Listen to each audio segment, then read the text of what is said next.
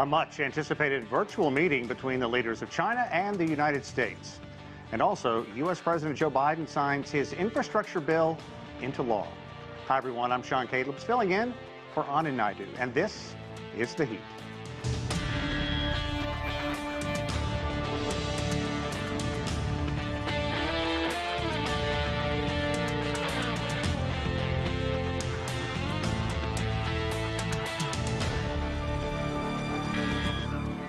Well, after months of wrangling, the United States will now see more than $1 trillion pumped into infrastructure projects across the United States. We will discuss the impact of U.S. President Joe Biden's bill. But first, let's go to his upcoming virtual meeting with Chinese President Xi Jinping. It could potentially set the tone for bilateral ties between the world's two largest economies moving forward. And what will be at the top of the agenda? And of course, what are the areas of key cooperation? Well, joining us to add some insight into this, let's bring in our guest in Beijing, Qingduo Xu, the host of CGTN's Dialogue Weekend and a senior fellow with the Pangol Institution. Also live at the White House is CGTN's Nathan King, our White House correspondent. Good to see you, Nathan. Welcome both of you to the show. A lot to cover.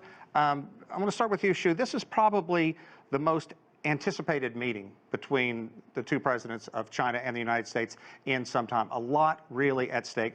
Kind of walk me to how we got to this point and what you think some of the main points they're going to discuss during this upcoming virtual discussion.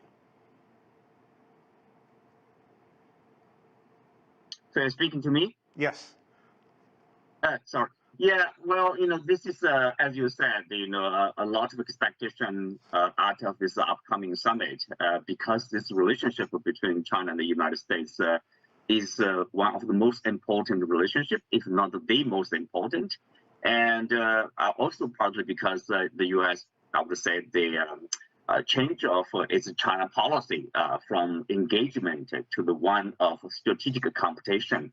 And then with the competition, we see there are a lot of problems arising between the two countries, starting from the trade war, the tech war, and then it was extended into the area of diplomatic war. Remember closing the consulate, remembering journalists were basically returned to their homeland, etc. So now, currently, we are seeing that the escalation of tensions over Taiwan. I would say all of the observers would agree this is the most dangerous spot between the two countries. It could lead to military conflicts, if not a full-fledged war in Taiwan streets. So in a worst scenario, so it's a matter of war and peace because the two countries are most powerful if you take into consideration of their comprehensive, let's say, power, military power, economic power, tech, human resources, etc. So a huge a lot of is at stake.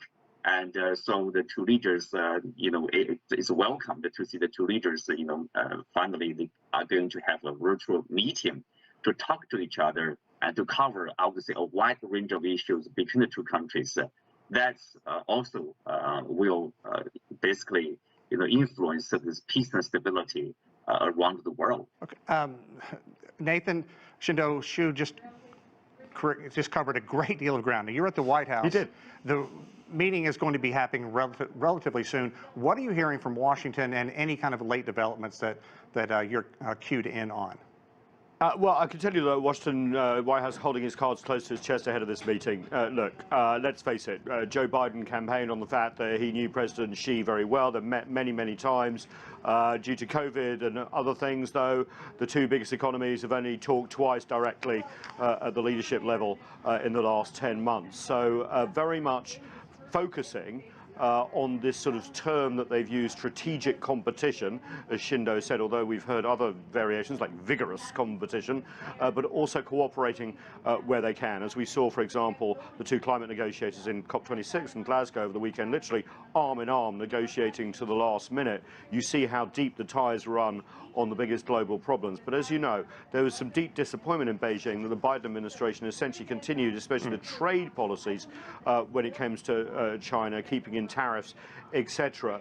And they would like to see some movement on that. Taiwan, also the biggest strategic issue. As you know, U.S. military advisors have been there. There have been upticks in military activity along the Taiwan Strait from the U.S. in the air by Beijing. There has been a real worry in Beijing that the one China policy is dead in all but name, even though the White House have pushed back on that. And so I think that's going to be very important. The White House Press Secretary Jen Psaki in her briefing today said that the meeting could go on for about 2 hours. I would expect to go even longer. So what are we, about an hour and a half away from it now, Sean? Right. I'm not going to bed early. Okay. Nathan, thanks. Shu, let me ask you also, getting back to the trade issue, because it's really something that has a global impact, and really the relations between the United States and China have been souring since the Obama administration. But of course, the crippling tariffs that were implemented by former President Trump, a lot of people thought that Biden would ease those. That isn't the case. Is there a way for these two countries to move forward? What are your thoughts on this? And if indeed the tariffs stay in place, can these two find some common ground? I do think so. I think that they can find some common ground, as you said. Those tariffs, they are not good to Chinese exporters, and also they are not good to the U.S. consumers, to the U.S. retailers, for example, if they are importing the Chinese goods over there, especially at the time of rising inflation in the United States. I think, the two sides need to sit down and talk about basically getting rid of that tariffs. And also, obviously, they will discuss this trade relationship between the two countries, but that's fine. And if you often, their problems is, you hear a complaint from Washington about the Chinese practice in this area or that area. I think, of course, Chinese economy as a developing country, there's room for China to continue to increase the access to the market. For example, the intellectual property rights can be obviously be strengthened. Mm-hmm. If you look at the Chinese, the trend of reform and opening up, for example, China joined the RCEP, regional trade agreement, that will go into effect January the 1st, very soon. And China has applied to join this high standard, free trade pact, CPTPP, previously known as TPP or TPP-11. Right. And then China has applied to join the DEPA, basically about the digital economic cooperation launched by Singapore, New Zealand, Chile. So you can see, in a recent speech at the Import Expo in Shanghai, President Xi Jinping talked about, China is open. China will proactively discuss issues of state-owned enterprises, subsidies. Those are the very sensitive area, and those are also basically the area, other countries they have an issue with the Chinese side in terms of trade. So I would say the trend, looking into the future, China is opening further and further. In that sense, I would say, an economy like the U.S. would find it easier to deal with each other on a more equal footing. The two countries, I would say, trade by nature, it's a win-win, right? You spend some money to purchase something or some service. So trade will benefit the two countries. It has benefited the two countries tremendously. The problem is, why there's a complaint, partly because the globalization. I think the U.S. Side somehow has probably, they could do a better job in terms of distribution of wealth. U.S. companies, U.S. business community obviously benefited greatly from globalization, from trade with China. So is China. And I think it's mostly domestic policy, how to distribute the wealth in a more equal manner. Exactly. And reduce the gap between rich and poor. So there will be less complaints. And it certainly will be at the top of the agenda between these two world leaders. Nathan, I want to switch gears a bit and talk about something the two nations do have in common, and that is focusing on climate change. Although there was a certain degree of disappointment coming out of the COP26 meeting. Talk about that, these two nations that do want to work pushing forward measures to keep the global temperatures from rising more than 1.5 degrees centigrade. Absolutely, it's the one warm spot in the relationship, and even that's been fraught. But yeah, I mean, you've got to remember when President then Barack Obama was in Beijing and hatched that climate deal with President Xi, which essentially squared the circle between developed and developing nations when it came to carbon emissions, set the stage essentially for most of the world to sign on to the Paris Climate Agreement. And that was so different from the atmosphere that we'd seen in Copenhagen just a few years before. And without that, we wouldn't have the Paris Agreement, we wouldn't have COP26 either. And remember, during the UN General Assembly, President Xi basically said that there would be no Chinese financing for foreign coal plants anymore, that the targets have been reiterated for peak carbon by sometime before 2030, net carbon neutrality by 2050. Now, yeah, there was a lot of hand-wringing at COP26, but I've been to these UN conferences on climate and many things, and, you know, there always is. But the body language in the last couple of hours between the two climate envoys from China and the US was close concentration. They know each other very well, John Kerry and his counterpart, and they basically hammered out a deal that was realistic when it comes to coal. Now, there's been a lot of finger-pointing at Beijing, but let's face it, India was very much, if not more, ahead on basically not committing to the end of coal, and the US too. Remember, Trump country is full of coal mines, even though the number is coming down. So it was a realistic agreement, and I think that's the whole thing with these climate things, is you don't want to make pledges you can't fulfill. That happened, remember, before the Trump administration. Right. Then Trump came in and dropped out the Paris Agreement. So I think that's where we're going to see a lot of cooperation, especially, sorry, just to finish my final point, on the technologies of the future. That side agreement on methane was very, very interesting, the language that the US and China cooperating on the technologies that will transform the green revolution. Okay, thank you to both of you. We're going to leave it there. Of course, be monitoring activities the rest of the evening. Again, thank you very much. But coming up next, U.S. President Joe Biden's infrastructure bill. Can it lift his approval ratings? Stay with us. We'll be right back after a short message.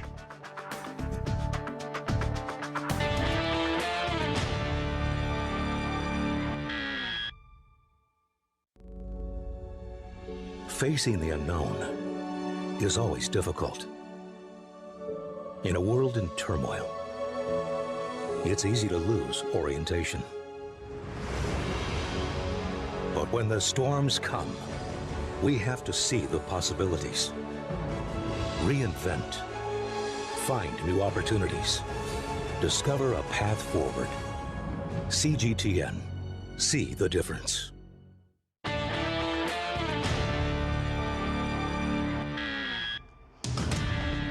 Welcome back, everyone. U.S. President Joe Biden signing the first piece of his Build Back Better agenda into law.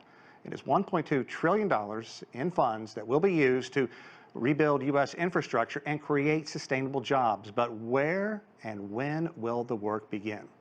To discuss this and more, let's bring in our panel. Joining us from Atlanta, Georgia, Robert Patillo. He is the Executive Director of Rainbow Push Coalition. Meanwhile, here in Washington, the rest of our panel, Brian Becker is the Executive Director of Answer Coalition, and Malik Abdul is a political analyst, writer, and Republican strategist. Welcome, you all. I want to start by playing just a quick quote from U.S. President Biden, clearly very happy that this measure was signed into law today. Here's what he had to say just a short while ago. Let's remember this day. Let's remember we can't come together. Most of all, let's remember what we've got done for the American people when we do come together. I truly believe that 50 years from now, historians are going to look back at this moment and say, that's the moment America began to win the competition of the 21st century. So with confidence, optimism, with vision and faith in each other, let's believe in possibilities. Let's believe in one another. Well, Robert, I'm going to start with you. The bill obviously is law now. Clearly, Biden very relieved and happy that this measure is on its way. But let's talk about what it's going to take to move this forward. It is a daunting task and requires work from the feds all the way down to the local level, the cooperation, a lot of work. You're absolutely right. And I think one thing we have to understand is the Army Corps of Engineers issued an estimate a couple of years ago saying that to rebuild America's infrastructure would cost about $20 trillion. Indeed, just to rebuild the nation's power grid, to modernize it to, let's say, the status of a nation like Germany, where they haven't had a power outage in 30 years, or a nation like Japan, or many other industrialized countries around the world, just to do the power grid will cost $2.5 trillion. So while this is a very important step, I don't think it's a transformative and generational step that many Americans were hoping for when you elected a Democratic president, a Democratic Congress, and a Democratic Senate. And then I think the sausage is made as a large portion of why people have issues with this bill. At the end of the day, the progressives believe that they were sold out by the Biden administration, siding with the 13 Republicans instead of simply going through and forcing the vote on the Build Back Better plan in addition to or at the same time as the infrastructure plan. So I don't know how this will actually help Biden going forward. Well, Brian, your thoughts on that? Because clearly, there's a lot of frustration across the United States with the Democratic president and democratically controlled houses in Congress. Why did it take this long? And indeed, is there this sort of dark cloud hanging over the Democratic Party? There is definitely a dark cloud hanging over the Democratic Party. When you think about $1.2 trillion over 10 years, that's $120 billion a year. That's less than 8% of the U.S. defense budget. So it's not transformative. It's not hugely significant. Moreover, I mean, it's been pared down from a $7 trillion plan. And again, the infrastructure is basically a private and public partnership, meaning government is going to subsidize corporations to build bridges and roads. And of course, many are needed. There's 70,000 bridges that are in disrepair, according to the National Association of Engineers on Bridges, 70,000. So it's desperately needed. But this is not just modest. This is just a sort of a shell of what President Biden was proposing when he came into office. And then it was the Democratic Party. The Republicans, of course, want Biden to fail. They've said it over and over again. We want him to fail. Just as they did with President Obama. So they're not going to give Biden anything. But the Democrats control the House. They control the Senate. They have the White House. They can do whatever they want to do as a party. And apparently they don't want to do very much. So I think the fact that Biden's approval rating is down to 41%, this is a squandered opportunity. The country wanted change. He won the election by 7 million votes. Yes, it was narrow on the electoral front, but this is a pretty big popular vote victory. And yet, even with all of that support, that momentum, Biden has not done anything that's going to attract real attention or change the lives of working people. The rest of the social spending bill has really transformative elements in it for working class and poor people, including many who will vote Republican. But Biden isn't even close to approaching that because of recalcitrance from his own party. Malik, I want to ask you, during his speech today at the White House, Biden said this is proof that Democrats and Republicans can work together. However, we've heard time and again that the 13 GOP members who voted yes on this bill are facing a backlash, even death threats. Is this the future of the Republican Party? Either side with us or get out. Yeah, so I think we should actually separate the Build Back Better plan and the infrastructure plan. They are two different things. And so there was the bipartisan infrastructure plan that we're referencing really is something that Republicans actually supported. I think the narrative out there is that Republicans haven't supported or willing to work with the Democrats on this, but it's just not really true. We know that there was a $35 or so billion water infrastructure package, a bipartisan package that I believe passed out of committee about 89-2. There was another surface infrastructure package that is included in the larger infrastructure package that we're talking now. So for all intents and purposes, absolutely, this part of the bill or the package definitely is bipartisan. The Build Back Better part of it, which they actually changed because at first they were calling it human infrastructure, that's where you get a lot of the dissent on both sides of the aisle. But I actually think that this is a win. No, I agree with both of my colleagues in saying that this is not enough. Obviously, it's not enough. It never will be enough because the numbers, the needs around the country are so grave. But I will give Biden a win.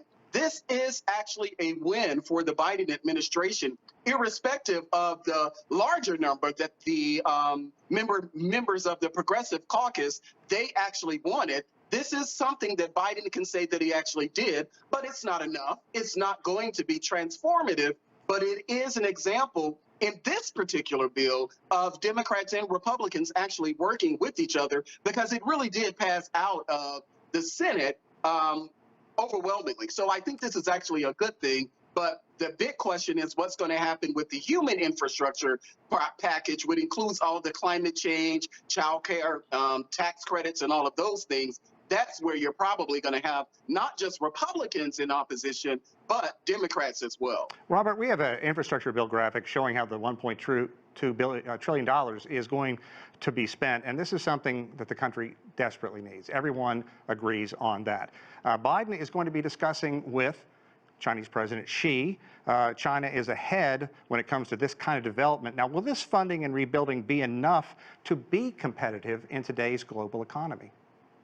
Not even close. Like, it's not dropping the bucket. It doesn't even touch the bucket for what's going to be needed in order to catch up to other nations. If you fly from LaGuardia to Abu Dhabi or Dubai, you will understand just how far back we are when it comes to infrastructure in this country. And touching back on Malik's point, Malik is absolutely correct. And the reason you have such dissent to the Democratic Party is the only bargaining chip that House progressives had in order to force Joe Manchin and Christian Sinema's hand on voting for the human infrastructure bill was holding back their vote on the fiscal infrastructure bill. So the fact that Nancy Pelosi and Joe Biden went behind the progressives back to side with 13 House Republicans in order to do, as you said, a giveaway to lobbyists, a giveaway to the construction industry, a giveaway to the unions, and pushing through $1.2 trillion, that's how you get 19 Republicans in the Senate on board with it. That's how you get 13 House members on board with it from the Republican Party, because they literally just put out a bucket of slop and all the senators could sop it up. Of course they love free money,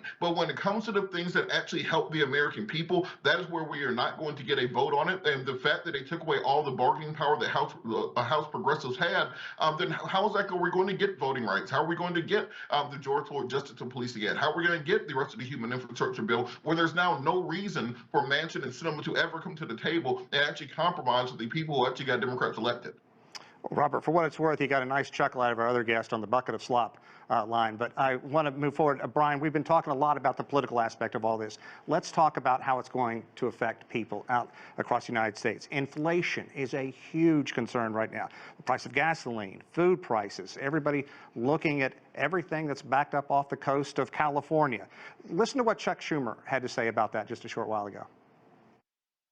Today, the national average for gasoline is $3.14.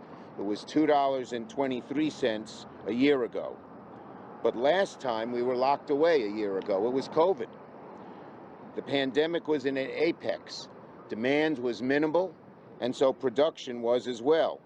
But today our economy is reawakening from COVID, and supply and demand can't keep up with the global desire to return to normal. Brian, people are fed up, and they want some answers. They're pointing fingers. Do they have a right to be angry right now? Yes, of course. I mean, you know, the inflation story is somewhat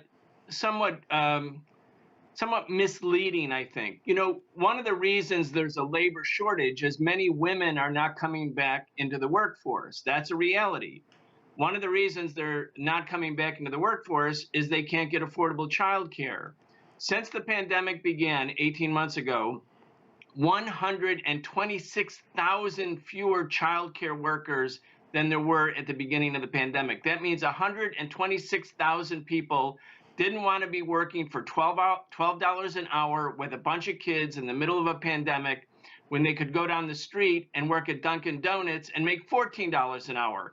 Wages are so low in this country, and that's not the reason there's inflation. There are labor shortages, and as a result, there's disruptions in supply chains. That does lead to inflation. But the problem is right now in the U.S. government, in the Congress, Joe Manchin and Kyrsten Sinema are saying, look, because there's a inflationary trends, because there's higher prices, we can't put any more money into the economy. But all of the money that went into the economy, the $5 trillion with quantitative easing and other giveaways to the banks and corporations in the last 18 months, isn't commensurate with what's going on with the rank and file, the millions of people, working class and poor people in the United States who desperately need assistance. And if the government is going to now use inflation as the pretext to not have a social spending program to alleviate poverty, which is actually growing in the United States, then one, the cost of inflation is going to be borne mainly by poor people and working class people. And secondly, it doesn't really stimulate the economy or overcome inflation. So we're in this circular cycle right now. What needs to happen is the government needs to say the needs of working class and poor people, which have been devastated as a consequence of COVID-19, need to come first. And that's what hasn't happened. Malik, let's pick up on that, because there are a lot of people out there that would say that he was exactly right in what he just said. And the fact that so many government programs that have been there the last 20 months, the stimulus money that comes in, the money to offset rent that so many people couldn't pay, if that money doesn't come through and inflation continues into next year, what kind of situation do you foresee, and do you think that indeed Brian was right in what he had to say? Yeah, so I actually do believe that this will be a problem next year if inflation continues as it is, if the trend continues as is. It's going to be a problem definitely for the American people, because I do agree with Brian when he said that those at the lower end of the income spectrum are typically those who are affected by things like inflation. But there will also be a problem in the midterms for Democrats. And I think we saw just in the Virginia race that is probably a bellwether for 2022 when it comes to the midterm races. But the idea, and I think that's what actually Senator Schumer was talking about himself, that because there's so much demand out there, that's actually causing inflation. These are very macro discussions. And I know that Donald Trump was criticized for everything from, breaking the supply chain to all of these things, but these are very macroeconomic, very macro discussions. And so we're seeing now with Joe Biden that there's only so much he actually can do to affect things like the supply chain. So the inflation part is really a problem, and it's very, I don't know the answer as far as what Joe Biden can actually do to solve that. Right. But I do believe that the American people are owed honest conversations about it. And I don't think, and I will disagree with Brian, I don't think that the problem that we're having in the country is because women aren't working. It is a factor indeed, but there's so many, there are a myriad of factors that explains why we're here today, from people who are just choosing not because they don't want to make, make certain amounts of money or lower amounts of money. There are people who have actually left the workforce to start their own businesses. So there are, a number of things that explains why we're here today, and it can't just be summed up as Chuck Schumer tried to say. Exactly. Everybody, we are out of time. This discussion could go on, and I really want to talk a bit about the reconciliation bill. We'll have to have you back on again soon to discuss that. We're going to leave it there. I'm Sean Caleb's here in Washington, D.C. Thanks for watching another edition of The Heat.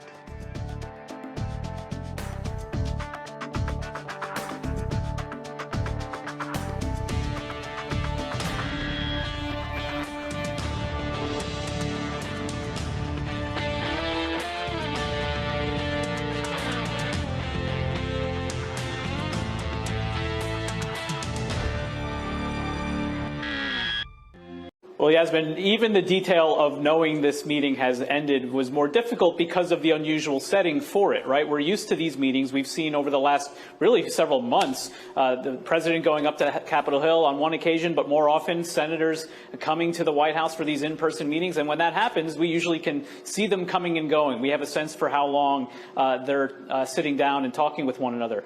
But this is an unusual step. The president welcoming Senator Manchin as well as Senator Schumer to his home in Wilmington. We know the president likes to get away from Washington when he can. Well, today Washington literally came to him at a really key point. We have heard from the president and other officials throughout the week significant optimism. They feel like they're on a path towards getting to the finish line, but one of those key stumbling blocks has been the final price tag. Senator Manchin has really been clear that he thinks that the most he's willing to budge beyond is about $1.75 trillion. The White House has been talking a little bit of a higher number, so that would be obviously one of the key points under discussion today. And we heard from another key progressive senator today. Senator Warren was on MSNBC earlier. She was asked what she would be doing if she were in this meeting between these three, and here's what she had to say. Let's listen. I would say let's come together and get this deal done Failure is not an option here. We made promises to the American people, and we need to deliver on those promises.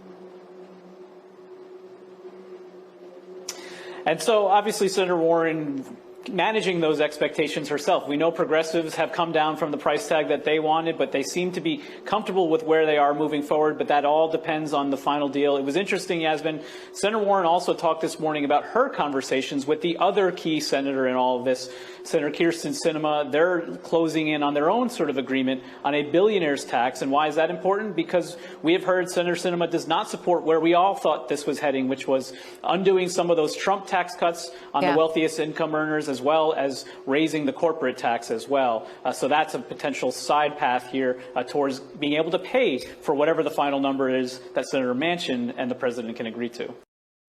Missing Chinese tennis star Peng Shuai speaking out for the first time in a 30-minute video call with Thomas Bach, the president of the International Olympic Committee, on Sunday. The IOC saying that Peng is safe and well, adding she appeared to be relaxed. The IOC did not provide NBC News a copy of the video. It's Peng's first known contact with anyone outside China since she disappeared 3 weeks ago after making sexual assault allegations against a former senior Communist Party official, and comes hours after Chinese state media released videos allegedly showing her at a tennis tournament this morning. She smiled for the cameras, but said nothing. A similar video put out last night showing Peng at a restaurant with her coach and friends.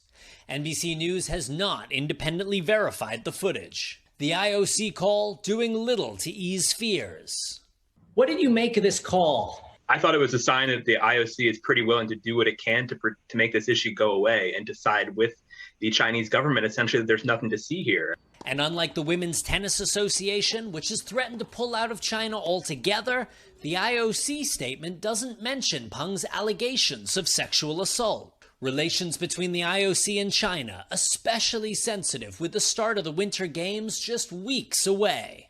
Their statement really did sound like something that would be issued by the Chinese government. The outcry now coming from the White House, the United Nations, and the biggest stars of global tennis. We just have to unite and stand together. And with few convincing answers, the ball still very much in China's court. Raf Sanchez, NBC News. Total worldwide debt has never been higher, and yet there's little sign of this current wave retreating anytime soon. Now, with the coronavirus outbreak being declared a pandemic, governments have announced hundreds of billions of dollars in stimulus packages that will send debt even higher. So just how worried should we be if it all comes crashing down?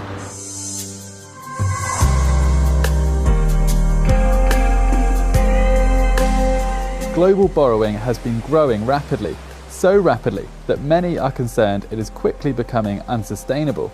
The Institute of International Finance estimates total worldwide debt, which is made up of borrowings from households, companies and government, surged to a staggering $253 trillion at the end of September 2019. That's a whole lot of debt, more than 3 times the annual economic output of the entire world. It works out to roughly $32,500 of debt for each of the 7.7 billion people on the planet. What's more, the group says this figure is only going to increase. The World Bank believes the speed and scale of this debt wave is something we should all be worried about. So much so, the group has urged governments around the world to make it a primary concern. But let's take it a step back. Put simply, debt is created when one party borrows from another. It allows individuals to buy something they wouldn't normally be able to afford. That has its benefits. For example, you might take on debt when you get a loan to buy a car or mortgage on a house. This allows you to pay back the cost of those investments over time instead of all at once. The cost of this service is the interest rate. At present, interest rates around the world have fallen to historically low levels. This has made it cheap to borrow from banks, meaning businesses can make large investments and homeowners don't need to spend as much on their monthly mortgage payments. There are drawbacks to a low-rate environment though. Individuals aren't likely to see much of a return on their savings, and both people and businesses could load up on too much cheap debt, something we're seeing now. Governments take on debt too, which they can use to stimulate the economy by funding infrastructure projects, social programs, and more. how much a country's government owes is known as sovereign debt. Sovereign debt is very different to how we might think about debt as an individual. But one thing they both have in common is that problems tend to arise when that borrowing becomes excessive. Loans to countries with developed economies, like Canada, Denmark, or Singapore, are generally seen as safe investments. That's because even if governments spend beyond their means, lawmakers can raise taxes or print more money to ensure they pay back what they owe. But loans to governments in emerging markets are generally seen as much riskier, which is why these countries will sometimes issue debt in a foreign, more stable currency. Although this allows them to attract more investors from abroad looking for bigger returns, an economic slump, weak home currency, or a high debt burden can make it difficult for the government to pay them back. Ultimately, the most important risk when it comes to national borrowing is that a country may fall behind on its debt obligations and default. This isn't common, but it has happened. Take Lebanon in 2020, Argentina in 2001, and Russia in 1998. Over the last 50 years, there have been 4 waves of debt accumulation. We're currently in the midst of the 4th wave. So, what can we learn from the first 3? Well, for one, none of them have had a happy ending. Let's start with the first wave. In the 1970s, many Latin American countries began to borrow extensive amounts of money from US commercial banks and other creditors to support their development. It didn't seem like a problem at the time, interest rates were low, and Latin American economies were flourishing. But in the background, the debt wave was rising. At the end of 1970, the region's total outstanding debt from all sources added up to $29 billion. By the end of 1978, that number had shot up to $159 billion. 4 years later, it had more than doubled to $327 billion. In the 80s, major economies began hiking up their interest rates as they battled inflation. Oil prices were sliding and the world economy was entering a recession. In 1982, the starting gun of the Latin American debt crisis was effectively fired when Mexico announced it would not be able to service its debts. This move quickly sparked a meltdown across the region, with the fallout spreading to dozens of emerging economies worldwide. Many countries in Latin America were forced to devalue their currencies to keep exporting industries competitive in the face of a sharp economic downturn. Between 1981 and 1983, Argentina weakened its currency against the US dollar by 40%, Mexico by 33%, and Brazil by 20%. Ultimately, 27 countries had to restructure their debts, 16 of them were in Latin America. The second wave ran from 1990 through to the early 2000s. It was unlike the first in that debt accumulation in the private sector played a much more prominent role. In the late 80s and early 90s, many advanced economies deregulated their financial markets. The policy changes led to many banks consolidating, and these bigger banks' operations became increasingly global. This helped prompt a massive surge of capital into emerging markets, with falling interest rates and a slowdown in advanced economies also fueling the surge. Developing economies began to rack up a lot of debt, most notably Indonesia, South Korea, Malaysia, the Philippines, and Thailand. Yet, this growing wave of debt went largely unnoticed. You see, debt was growing rapidly, but so was GDP, meaning the ratio between the two stayed consistent, and most of the debt was hidden in the private sector. A currency crisis in Mexico in 1994 thrust international investors back into panic mode, with the country's default a decade earlier still fresh in people's minds. Yet, while a $50 billion bailout from the US and the IMF meant Mexico was narrowly able to avoid a default this time around, it wasn't enough to stop panic spreading to other countries. It led to an abrupt stop and reversal of capital flows in 1997. By this point, Indonesia, South Korea, Malaysia, the Philippines, and Thailand had developed a dependence on borrowing. Coupled with several policy failings, this helped usher in a crisis in East Asia's financial sector and ultimately another global downturn. While those impacted by the Asian financial crisis recovered, international borrowing carried on at a brisk pace. Enter the third global debt wave, which lasted from 2002 to 2009. At the end of the previous century, the United States removed barriers between commercial and investment banks, while the European Union encouraged cross-border connections between lenders. This paved the way for the formation of so-called mega banks. These banks led the way in a sharp increase in private sector borrowing, particularly in Europe and Central Asia. Defaults in the US subprime mortgage system piled more and more pressure on the country's financial system, pushing it to the brink of collapse in the second half of 2007 and 2008. The shockwaves reverberated across the world, with one economy after another falling into deep, albeit short-lived, recession. In the US, the 2009 recession was so severe that output from the world's largest economy sank to its lowest level since the Great Depression. The World Bank says we're currently in the midst of the fourth wave of global debt. And if we're to avoid history repeating itself yet again, governments must make debt management and transparency a top priority. This wave of global debt is thought to share many of the same characteristics as the previous three, including prolonged periods of low interest rates and changing financial landscapes which encourage more borrowing. But the World Bank has called the current wave the largest, fastest and most broad-based of them all. It involves a concurrent build-up of both public and private debt, involves new types of creditors, and is much more global. However, as the coronavirus pandemic threatens to sink the world economy, the moment for stemming the tide may have passed.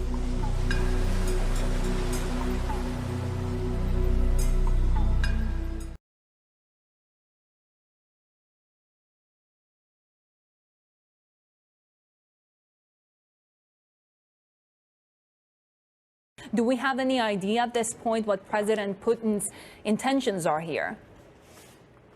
Well, that remains the big mystery, because what we're clearly seeing is a very dramatic buildup of Russian troops in various parts around Ukraine that would facilitate a very rapid, large-scale invasion, potentially as soon as next year. The one thing that we don't know is what Vladimir Putin actually intends to do with those troops. Of course, he's the master of brinkmanship, who has built up troops in the area before and likes to provoke and cause trouble, because that's how he gets his influence. His economy is not big enough to be a big player on the stage. And NATO, he's worried about what NATO is doing with Ukraine, whether this is a warning signal to tell NATO and others to back down from the area, or whether he really intends to make good on an invasion potentially, is the big question. Either way, the US is not taking any chances, which is why you can see these warnings escalate, and the pressure is mounting to try and deter him from whatever it is he might actually be intending. This could be a fresh challenge on multiple fronts for the Biden administration, right, in terms of their willingness to engage in a military sense?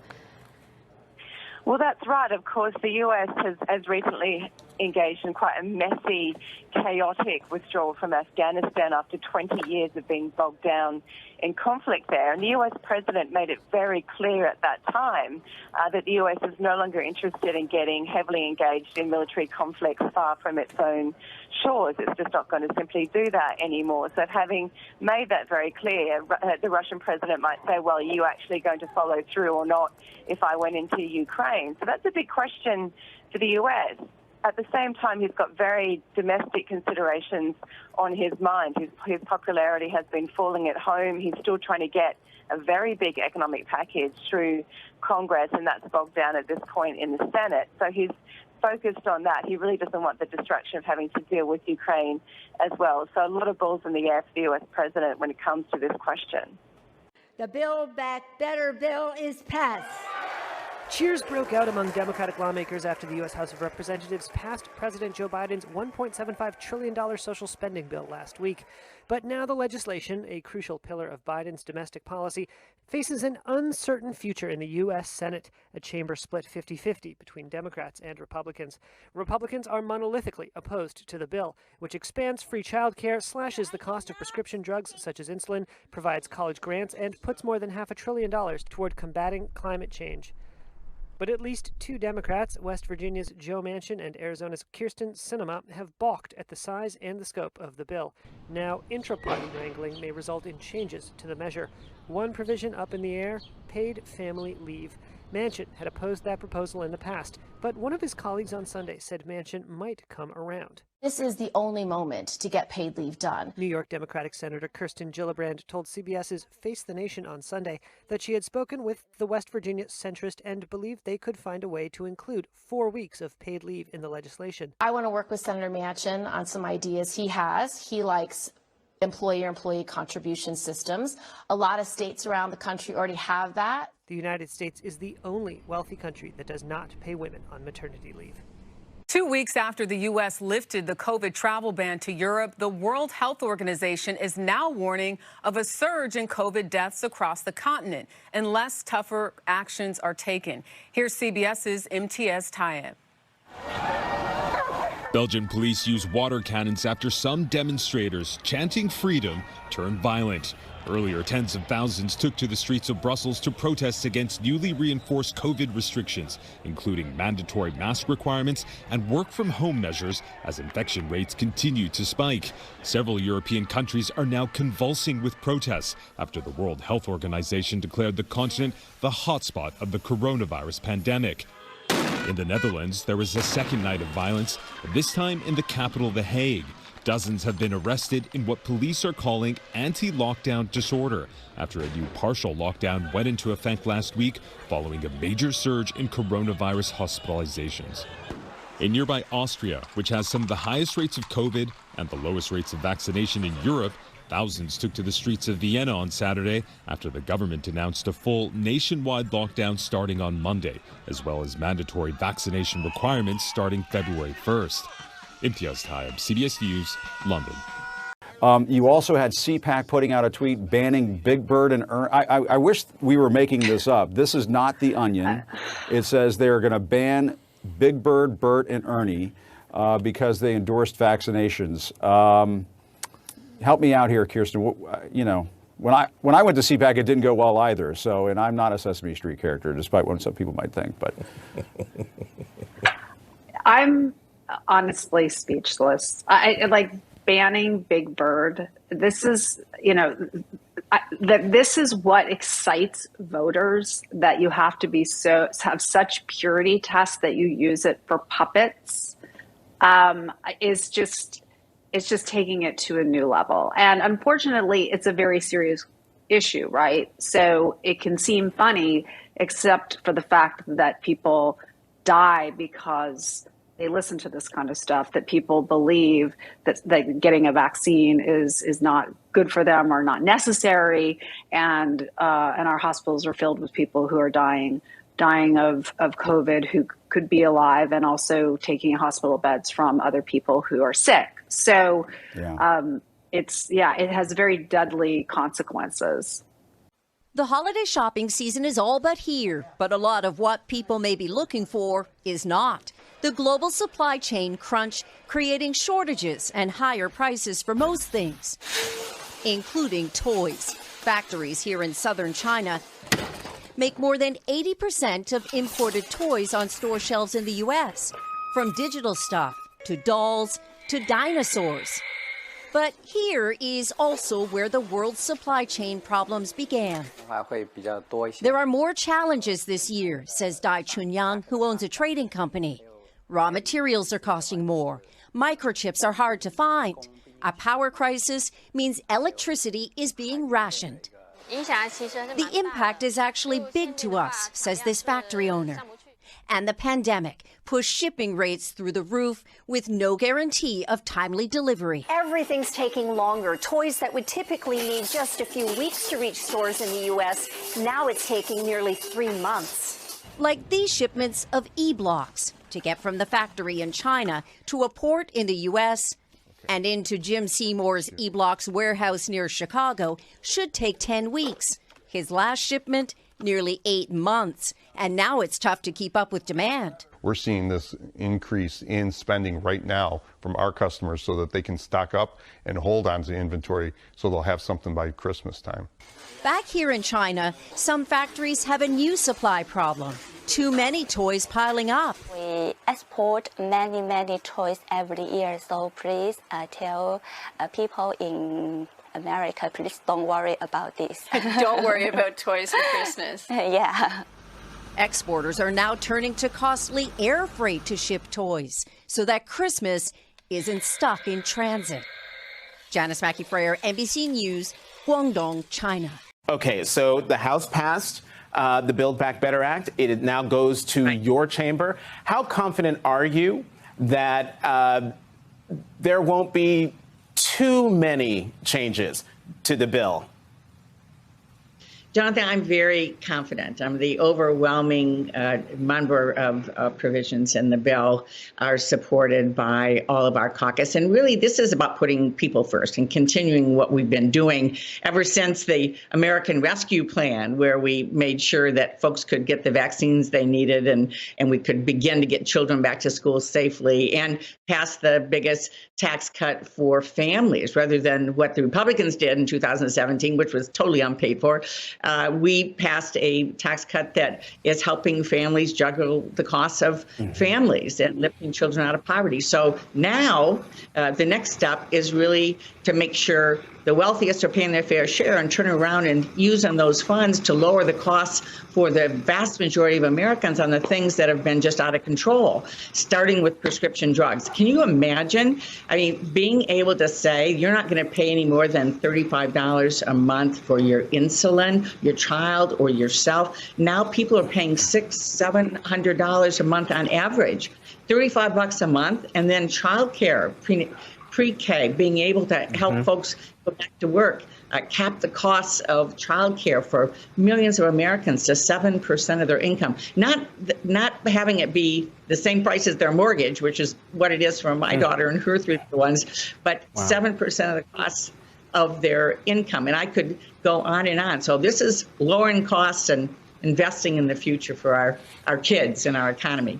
So, Senator, as you were giving that answer, we put up a graphic there that showed some of the provisions that could be, on the chopping block. A key among them is paid family leave. Senator Manchin has made it very clear from the very beginning that he's not for paid family leave. Are you confident that he can be convinced to not chop that out of the bill that's coming over from the House? Well, Jonathan, here's what I know. Whether that is in there or not, and I strongly support it, we're going to lower the costs of childcare. We're going to give every 3- and 4-year-old universal pre-K. We're going to invest in child nutrition, which is one of the areas I oversee with the Agriculture, Nutrition, and Forestry Committee. And we're going to continue that tax cut for families with kids. So we're going to make sure that we are investing in children and families. If that is provisions in there, wonderful. If it is not, this is still a very important bill for families. Let me get your reaction to the story in the New York Times. It was pretty extraordinary. The headline, with back channels to Manchin and Sinema, Pelosi found a path to a deal. And this is the key quote. But in the weeks since their call, Mr. Manchin has privately expressed an openness to embracing a costlier plan than the one he initially insisted upon. And the speaker now says she is confident that the measure approved by the House will reemerge from the Senate mostly intact. I take it from the responses you have given me so far, you agree with that assessment. I do believe this will be mostly or overwhelmingly intact. There certainly will be some changes, but first of all, every one of our caucus voted against the Republican tax cut, fully not paid for, that went to the wealthiest Americans back in 2017. We want to right the system. We want the billionaires who enjoy the roads and all the benefits of the infrastructure bill that we just passed to pay their fair share, large corporations that pay their fair share. So we're going to make sure that we are doing that, and everyone supports doing that. And we're going to make sure that we're lowering costs for families, and we're going to make sure we're tackling the climate crisis in a way that's going to create jobs. And for me in Michigan, that's pretty exciting. Electric vehicles, clean energy manufacturing, doing those things that are going to bring jobs home, and then creating the workforce, supporting job training, education, the workforce, so that folks can really have a fair shot to make it in our great country. And Senator Stabenow, real fast, for those who say, oh my, with inflation out there, why are we spending all this money? Your response to that? This is fully paid for, and it's about tackling the cost that people face, whether it's prescription drugs, whether it's the cost of childcare or housing. And frankly, wouldn't it be great not to have to worry about what the oil and gas companies decide to do in terms of gouging us at the pump? Buy a great new electric vehicle, we'll make it with clean energy, and then it doesn't matter what OPEC does. It doesn't matter what the oil and gas companies do. So let's get about lowering the costs, and that's what we're all about. We're going to put people first and lower their costs. Governor, I was in New Hampshire the day that you announced that you wouldn't run for Senate. I was there covering Congresswoman Liz Cheney, who is facing an uncertain political future and intense criticism from her party over her position on January 6th. Do you think there's room for Liz Cheney in the Republican Party, and specifically, you're in New Hampshire, in the 2024 primary process?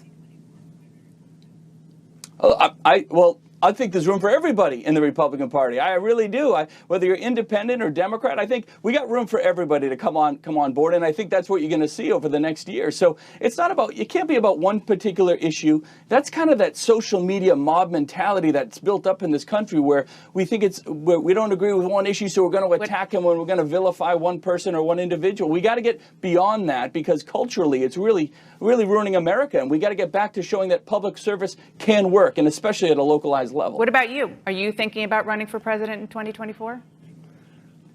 Nah, people have asked me about that, and I gotta win in 22. I still have an election and earn the votes of the people in New Hampshire in 2022. Serve a couple years. We'll see what the future brings, but there is a lot to do, and a lot to not just push back with Washington, but a lot to implement here.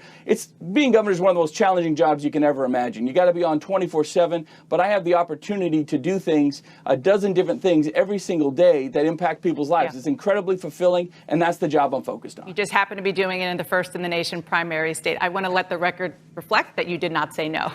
Governor, thank you so much for joining me. On Friday, the FDA announced its authorization of the Pfizer and Moderna booster shots for all adults. The CDC followed quickly with its sign-off. It was welcome news as the holiday season begins this week, with pre-COVID levels of travel expected for gatherings across the country and concerns about spikes in cases of the virus. But with vaccines, boosters, and a promising pill that has shown in tests to reduce hospitalization by nearly 90%, are we turning a corner? NBC's Dasha Burns has our Sunday focus. After more than a year and a half of virtual hugs, millions of Americans are preparing to embrace family and friends in person this Thanksgiving. From the Biden family to yours, we wish you a happy Thanksgiving. According to a Monmouth University poll, 2/3 of Americans are ditching the digital gatherings and plan to have a more traditional celebration. Large parties inside family homes, passing plates at the dinner table, clinking glasses. The first indoor holiday to look more like the pre-pandemic days. And the TSA expects travel to match, rebounding back to pre-COVID levels. But we're not yet in a post-COVID world. Infections are increasing again. A 20% rise in cases across the country over the last 2 weeks. The national vaccination rate now at 59%, but 62 million eligible Americans still haven't gotten the shot. Amid the rise in cases and the upcoming holiday, the FDA and CDC cleared the way for Pfizer and Moderna booster shots for all U.S. adults on Friday, recommending it for those over 50. We have 11 yeses and 0 nos. 30 million Americans have already received a booster shot, but mixed messages during the initial rollout left others uncertain. CDC speaks Latin. I can't figure out who's eligible. If you were vaccinated more than 6 months ago, now is the time and go get that booster. A number of states had already authorized booster shots for all adults before the FDA and CDC's approval. Colorado and New Mexico going a step further with executive orders urging fully vaccinated adults to get boosters after both states saw significant increases in COVID infections and hospitalizations. For folks sitting here watching right now thinking, should I get a booster? What is your medical advice? everyone over the age of 18 really should consider getting a booster. And then if you are above the age of 65, there is no question in my mind that this feels like it's a high priority, and that even as early as today, you should try to find out where to get a booster. With experts suggesting boosters could become annual or even biannual, what it means to be fully vaccinated could change. I think that if you fast forward even 6 months, we will likely need that booster to show that we completed the series. So this definition of fully immunized could evolve, and I think it will evolve. And Dasha joins me now live. Dasha, good morning. It's great to see you. So we know the efficacy of that initial vaccine begins to wane about the 6-month mark, but how long does it take for the booster's protection to kick in once we get it? Hey, really good morning. That is a really important question because it goes to the heart of the difference between the original vaccine and the booster and what it does. You remember the original vaccine took weeks to take effect, but Pfizer and Moderna have data that suggests the booster acts much more quickly, giving that extra layer of protection within about 48 hours or so. And the doctors I've been talking to say that's because the body is already familiar with the vaccine. It knows it. And so the booster is actually quite aptly named because that's exactly what it does. It gives a boost to what's already in the system. So if folks are watching this today and decide to go get vaccinated today, to get that booster tomorrow in the next few days, then they will have that extra layer of protection in time for Thanksgiving, Willie. That's so important to note. As you say, if you go out today, tomorrow, the next day, you're good for Thanksgiving. Dasha, thanks so much. Great to see you as always. For our firm, we actually are not a turnaround investor. We're not maybe the normal private equity firm that would like to buy a company that's mismanaged and fix it and polish it up. We rather go into companies that are fairly well functioning and pay up for them in industries that are with the trend. Trend, I would say, for instance, is healthcare IT, evidently is industrial automation. It's, in our world, services. And we try to shy away from the more heavy-duty engineering-heavy and asset-heavy companies. So that's a little bit how we approach it. So bottom fishing is actually not our business. Okay, fair enough. Talk to us then about some of the sectors that you were talking about. Healthcare, has that been spurred on given the activity that we've seen as a result of the pandemic over the last 18 months to 2 years now? Yeah. No, healthcare is a fantastic place. We have deployed some 40% of the latest buyout fund in healthcare. I think also what you see in the industry, healthcare industry right now, is that it's in a major change when it comes to biotech, when it comes to regenerative medicine. I think healthcare stands in for the biggest change since the invention of penicillin. So we're really doubling down on healthcare. And we just bought actually the largest biotech venture fund in Europe a week or two ago. And that just shows you that we're doubling down on healthcare. That's very sustainable through the cycles.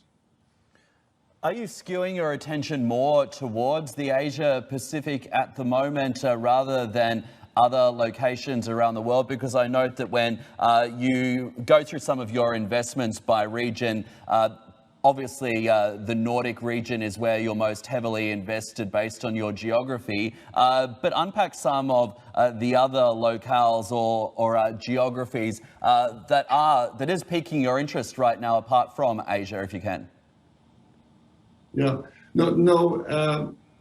Right now, actually, I must say we are doubling down on Asia,